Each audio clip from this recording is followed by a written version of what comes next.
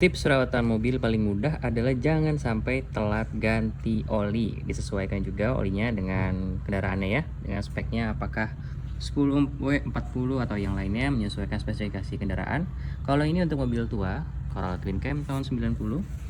Terus selain ganti oli, jangan lupa diganti juga sih filter olinya. Ini bisa setiap 2 kali ganti oli terus ganti, atau setiap ganti oli ganti, itu juga bisa. Selanjutnya jangan lupa juga untuk perhatiin ruang bakarnya nih, karena di ruang bakar itu pasti akan ada karbon yang menumpuk warna hitam. Ini kita ada karbon cleaner juga, kita bersihin. Dan seberapa kotor? Ini dia, sekotor ini di dalam ruang bakarnya. Ini yang jadi penyebab mobil kamu kerasa boros, tarikannya berat, dan lain-lain. Ini penyebabnya. Terus sesekali juga bisa, jangan lupa untuk di flushing di bagian oli mobilnya ya, untuk membersihkan bagian-bagian di dalam yang nggak bersih hanya dengan oli, namanya engine flush. Mereknya juga macam-macam, bisa kamu sesuaikan dengan kebutuhan kendaraan kamu.